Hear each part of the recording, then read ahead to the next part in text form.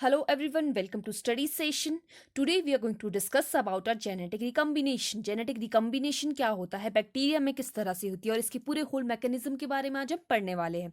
अगर इससे पहले आपने मेरा चैनल सब्सक्राइब नहीं किया है, please do like share and subscribe my channel. अगर हम बात करें जेनेटिक रिकम्बिनेशन की, तो ये क्या होता है. सिंपल जो जीन्स है आपके पास, आपको पता है क्या है, आपके पास एक पर्टिकुलर कोई डीएनए है, ठीक है. इस तरह से भी हो सकता है. डीएनए आपने देखा ही है, ठीक है. ये होता है डीएनए, ठीक है. अगर आपके पास डीएनए है, उस डीएनए के जो मॉलिक्यूल्स है उसमें क्या प्रेजेंट होगी, जीन्स प्रेजेंट होगी. अगर दो पर्टिकुलर डीएनए से हम जीन्स लेते हैं डिफरेंट डिफरेंट टाइप्स की और उनको कंबाइन करते हैं और एक पर्टिकुलर जीन बनती है, उसे कहते हैं हम जेनेटिक रिकम्बिनेशन, ठीक है. अगर हम इसको थोड़ा ब्रीफली पढ़े तो सिंपल हम देख लीजिए, एक क्या आपके पास एक सेल है और ये है डिफरेंट सेल. आपने दो डिफरेंट सेल ले लिए, दोनों के पास अपना अपना डीएनए है. अगर हम दोनों की डीएनए की बात करें तो दोनों में क्या है, वेराइटी है, वो अलग है, एक दूसरे से मैच नहीं होता, ये डिफरेंट है टोटली, ठीक है. अगर हम इसका इस डीएनए को निकालते हैं और इस डीएनए को निकालते हैं, इनका एक एक पार्ट, हाफ ऑफ पार्ट निकाल देते हैं और एक पर्टिकुलर सेल में हम डाल देते हैं इन दोनों पार्ट्स को, जो कंबाइन करके एक पार्ट बन रहा है आपके पास. तो क्या करिए, दो डिफरेंट जीन्स क्या करिए, डीएनए की कंबाइन करिए आपस में और एक न्यू जीन बना रही है क्रोमोसोम में, उसे कहते हैं हम जेनेटिक रिकम्बिनेशन, ठीक है. जेनेटिक रिकम्बिनेशन होती है वो पॉपुलेशन की जेनेटिक डाइवर्सिटी है उसे क्या कर वेरिएशन क्रिएट करती है, ठीक है. उसको डाइवर्स बनाती है. नहीं तो अगर सेम डीएनए आगे कंट्रीब्यूट होता रहेगा, अगर हमें क्या दो डिफरेंट जीन से हमें नहीं मिलेगी, दो डिफरेंट वेराइटी नहीं मिलेगी, तो एवोल्यूशन नहीं होगा. तो for a evolution, for a genetic diversity, genetic recombination play a great role, ठीक है. अगर हम रिकम्बिनेशन की बात करें तो ये क्या होता है, म्यूटेशन से भी ज़्यादा क्या होती है, बेनिफिशियल है, ठीक है. क्यों है बेनिफिशियल, हमें देखते हैं. क्योंकि ये डिस्ट्रॉय नहीं करेगी कोई भी जो जीन का. म्यूटेशन कैसे होती है, म्यूटेशन हो सकती है यूवी रेस की जैसे हो सकती है, या फिर किसी केमिकल को डाल के म्यूटेशन कर सकते हैं, कोई वेरिएशन क्रिएट कर सकते हैं. अगर हम म्यूटेशन का यूज़ करेंगे तो ये रहता है कि क्या हो जाएगा, वो डिस्ट्रॉय भी कर सकती है उस जीन के फंक्शन को. बट अगर हम रिकम्बिनेशन का यूज़ कर रहे हैं तो जो डिस्ट्रॉय की जो कैपेबिलिटी है वो कम होती है, वो कम रहती है, कि कोई डिस्ट्रॉय नहीं होगा, जो हमें सेफ रिजल्ट मिलेगा, ठीक है.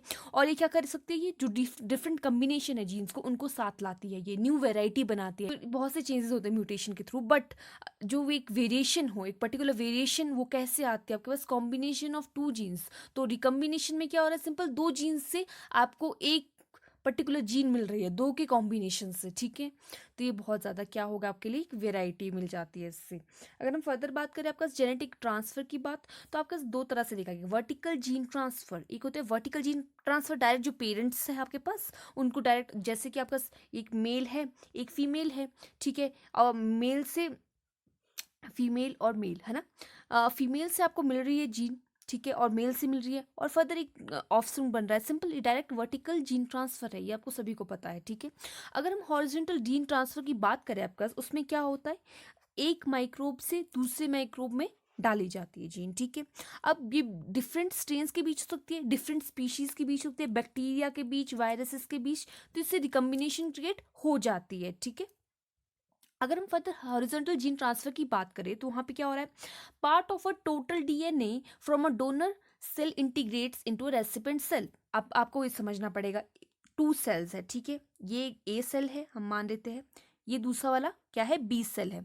अगर ए सेल है वो दे रहा है, ठीक है, वो अपनी जीन किसी को दे रहा है, तो वो क्या हो गया आपके पास, डोनर सेल.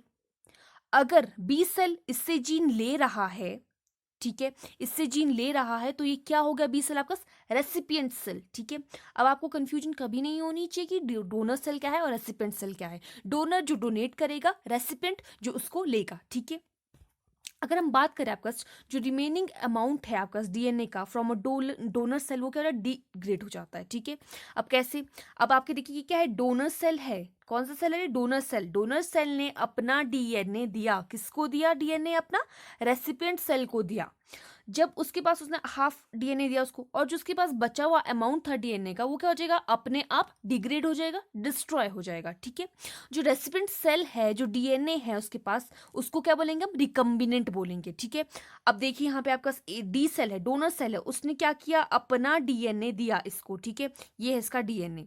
अगर रिकम्बिनेंट सेल है उसका अपना डीएनए तो होगा ही, और उस रेसिपिएंट ने उसका भी डीएनए लिया, तो कंबाइन करके क्या बन गया, ये रिकम्बिनेंट डीएनए बन गया। ठीक है, अगर हम बात करें कि 1% जो पॉपुलेशन है वो उसमें रिकम्बिनेशन देखा ही जाता है। ठीक है, अगर हम फर्दर बात करें आपके पास हॉरिजॉन्टल जीन ट्रांसफर मैकेनिज्म की, तो आपके प्रोकैरियोट्स में, प्रोकैरियोट्स आपको पता है जिनके पास अपना ट्रू न्यूक्लियस नहीं होता है, ठीक है, जिनके पास पर्टिकुलर अपनी सेल मेम्ब्रेन नहीं होगी, तो आपने इसके फीचर्स पर्टिकुलर पढ़े ही। सो अगर हम हॉरिजॉन्टल जीन ट्रांसफर मैकेनिज्म की बात करें आपके पास, तो इसमें आपके पास 3 मैकेनिज्म देखे गए, किसमें, प्रोकैरियोट्स में। अब क्वेश्चन ये अराइज होता है प्रोकैरियोट्स क्या होते हैं।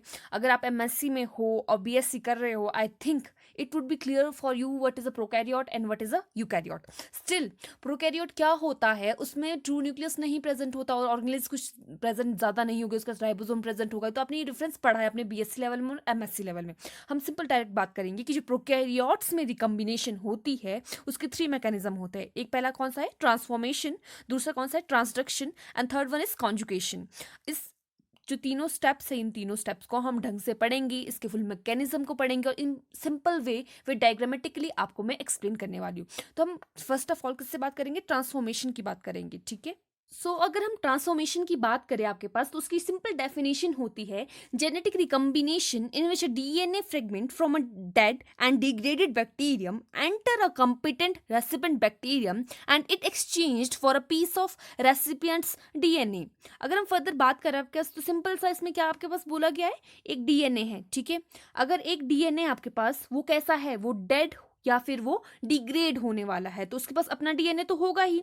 तो उस डीएनए को निकाल के हम किस में डाल देंगे, अपने रेसिपिएंट, जो देगा वो कौन है, डोनर, जो लेगा वो कौन है, रेसिपिएंट बैक्टीरियम। ठीक है, तो उसको हम किस में पुट कर देंगे, आपके पास जो कॉम्पिटेंट आपके पास बैक्टीरियम है, जो कि क्या है, रेसिपिएंट डीएनए है, बैक्टीरियम है सॉरी, तो उसको हम इसमें पुट कर देंगे। तो इस सिंपल स्टेप को क्या बोला गया, ट्रांसफॉर्मेशन। पर इसको हम अच्छे से पढ़ने के लिए 4 स्टेप्स में आपको मैं इजीली विद सिंपल एक्सप्लेनेशन बताऊंगी हर एक स्टेप।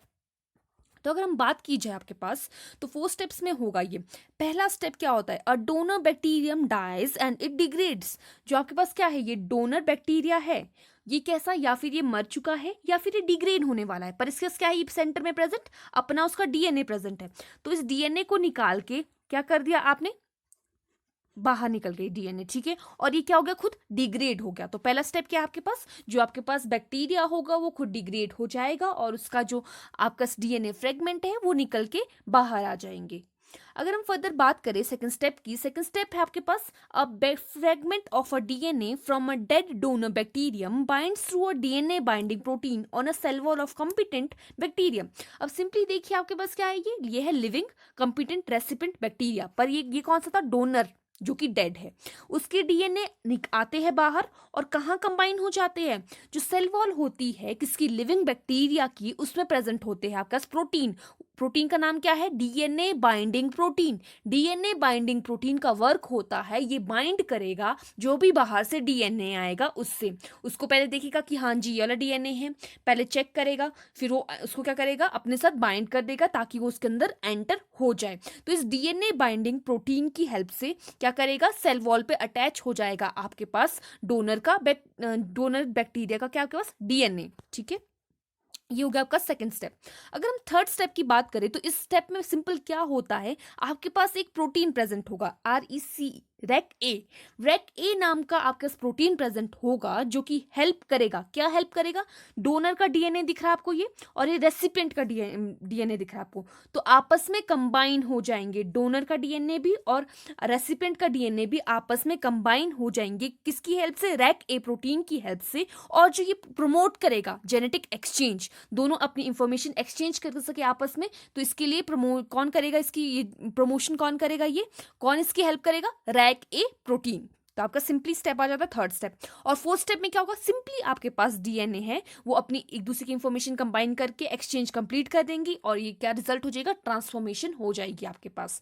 फर्दर हम इसको पर्टिकुलर अच्छे से समझने के लिए ट्रांसफॉर्मेशन की डायग्राम देखते हैं, देन सिंपल लेआउट की क्या हो रहा है ये पूरा स्टेप, अगर हम बात करें आपके पास सिंपल जो डीएनए हमारे पास था किसका, डोनर का डीएनए, जब वो मैंने आपको स्टेप्स पढ़ाए तो उसमें डायरेक्टली वो एंटर कर रहा था with the help of protein, with the help of two proteins that DNA binding protein and then further RecA protein. ठीक है, अगर उन लोगों ने अच्छे से काम किया रेसिपिएंट बैक्टीरिया में, अगर अच्छे से प्रोसेस हुआ, अच्छे से उसने क्या कर दिया, कंबाइन कर लिया आपस में, तो ये क्या बन जाएगी, स्टेबल ट्रांसफॉर्मेशन हो जाएगी आपके पास। ठीक है, अगर क्या हुआ, उनका वर्क अच्छे से नहीं हुआ, कंबाइन नहीं हुआ, आपके पास कौन सा, डोनर डीएनए कंबाइन नहीं हो पाया रेसिपिएंट बैक्टीरियम डीएनए के साथ, उन्होंने अच्छे से कंबाइनेशन नहीं किया, जेनेटिक इंफॉर्मेशन एक्सचेंज नहीं की, तो सिंपली वो इसी तरह रहेगा। और जो आपके पास जो डोनर वाला डीएनए आया है वो सिंपल स्कैटर्ड फॉर्म में या प्रेजेंट रहेगा।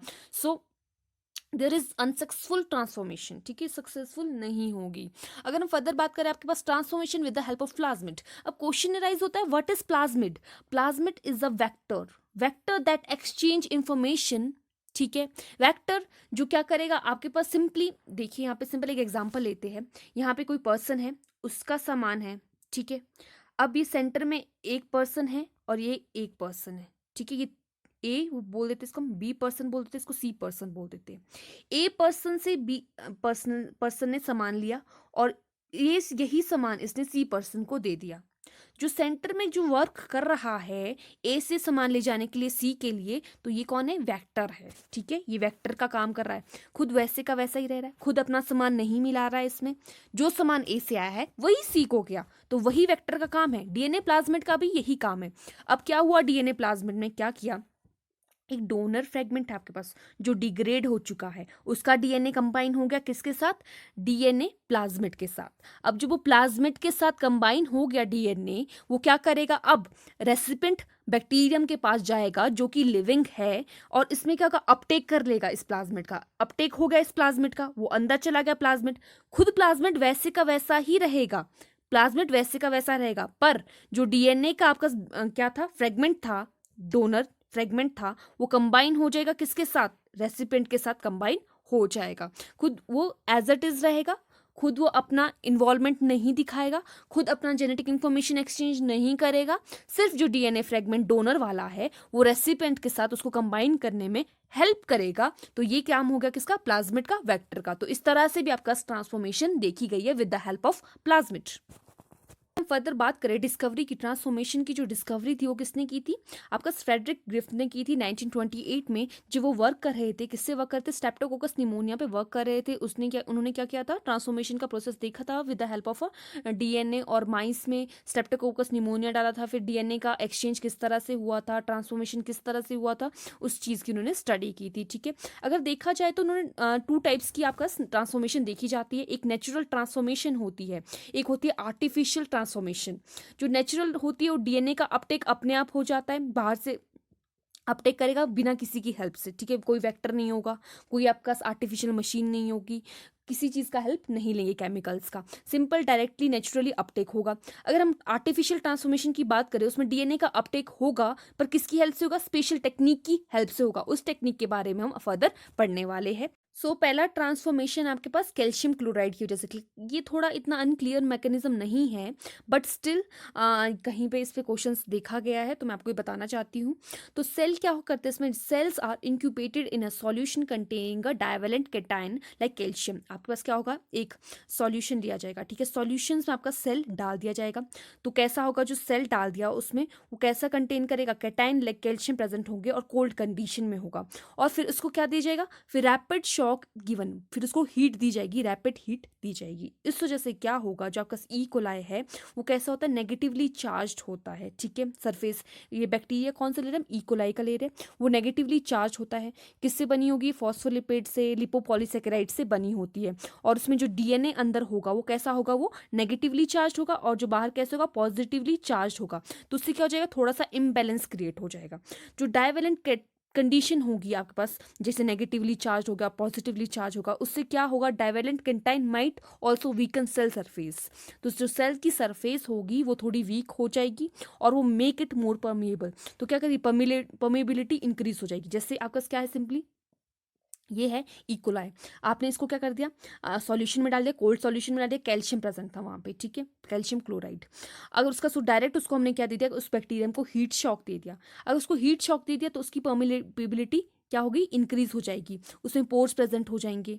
ठीक है, अगर उसमें पोर्स प्रेजेंट हो गए तो सिंपली जो डीएनए बाहर से जाएगा वो अंदर चला जाएगा। तो उससे सिंपल क्या हो गया, आपका ट्रांसफॉर्मेशन होगी। बट उसमें क्या होता है, कई बार डैमेज हो जाता है सेल वॉल को, इवन सेल को भी डैमेज हो जाता है। ठीक है, अगर हम फर्दर बात करें आपका, तो ट्रांसफॉर्मेशन बाय इलेक्ट्रोपोरेशंस, इलेक्ट्रोपोरेशन जैसे electric shock is given to the cell which creates a holes in a pore of a membrane. इसमें भी सिंपल क्या होगा, इलेक्ट्रिक शॉक दिया जाएगा किसको, एक सिंपल सेल है आपके पास, ठीक है, उसको क्या इलेक्ट्रिक शॉक दे दिए जाएंगे। इलेक्ट्रिक शॉक दे दिए जाएंगे तो उसमें क्या होगा, उसमें भी पोर्स प्रेजेंट हो जाएंगे। सिंपली जब उसका पोर्स प्रेजेंट हो जाएंगे तो यहाँ पे डीएनए एंटर कर जाएगा सिंपली पोर्स से अंदर।